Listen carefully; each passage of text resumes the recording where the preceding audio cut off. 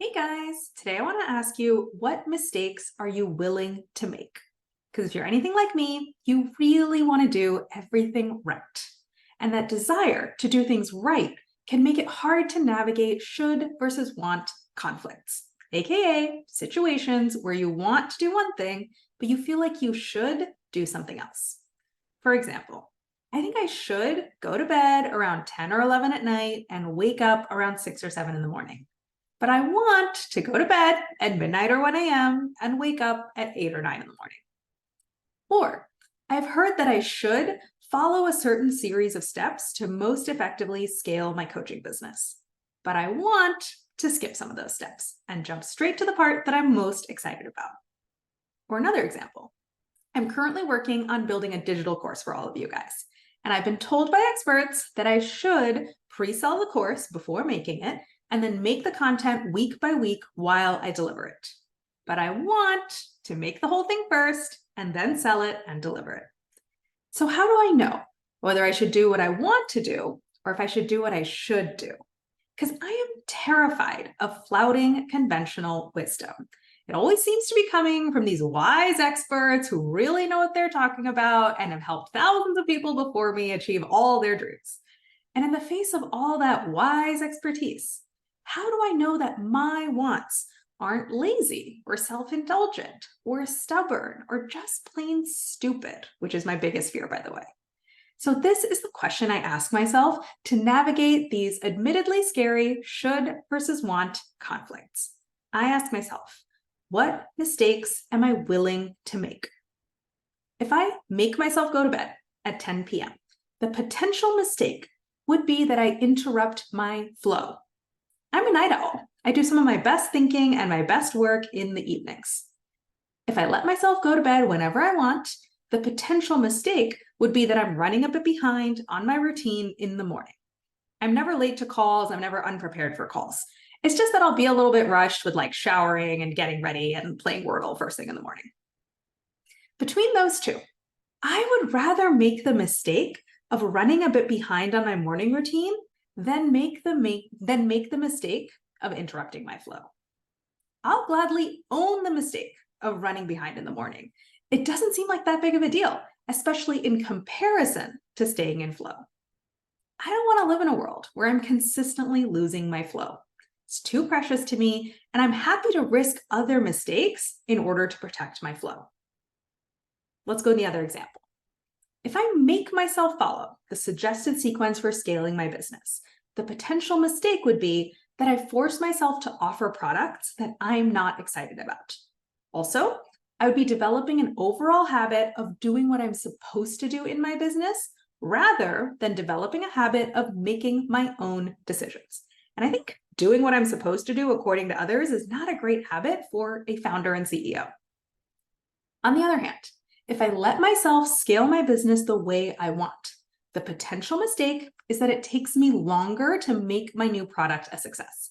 And it's also possible that I try for a long time, I come to realize that the conventional wisdom is correct, and I change my strategy. I am totally happy to make that second set of mistakes. I'm happy to take a quote unquote longer and more inefficient path to success, if that means that I'm learning and sharpening my own instincts as I go.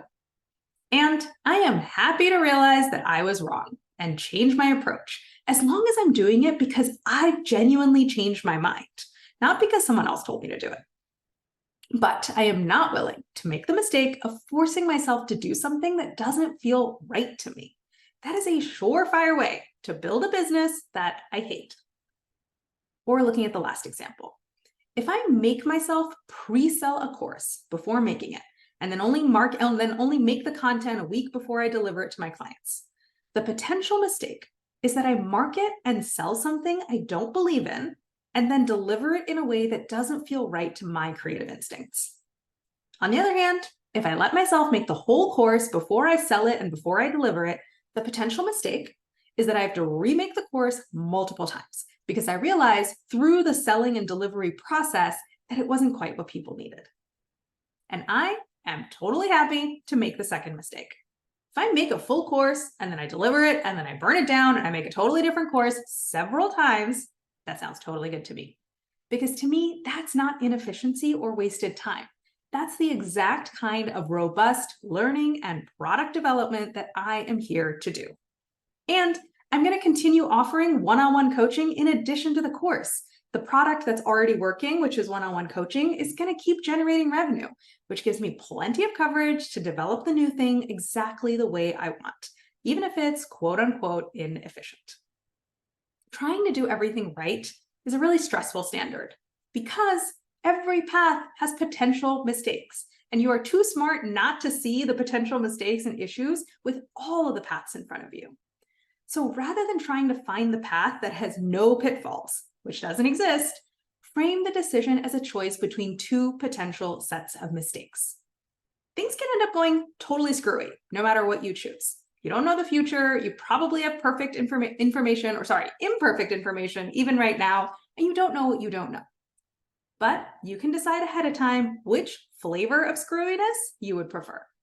And then you can relax and enjoy the ride, because you've committed ahead of time to the set of mistakes that is most in line with your values. Now, this is a process we can go together in depth if we work together. You don't have to make whatever decision you're trying to make all in one day. You can take your time. You can really flesh out the potential mistakes and worst case scenarios on both sides. You can think deeply about your values, your North Star, and what you're really solving for here. You can find ways to do experiments and gather data before making a final decision. And you can keep evaluating and adjusting even after the decision is made, because life is not set it and forget it. New should versus want conflicts are going to keep popping up. So if you want to carve out the time and the headspace to be really thoughtful about the decisions you're making and feel assured that they're taking you toward a life you love, not toward a life you hate or that you merely tolerate. And if you want to do that with an expert thought partner who can see your blind spots and draw on hundreds of hours of experience working with people just like you, then come talk to me and let's get started. Go to the link above and book a free coaching consult.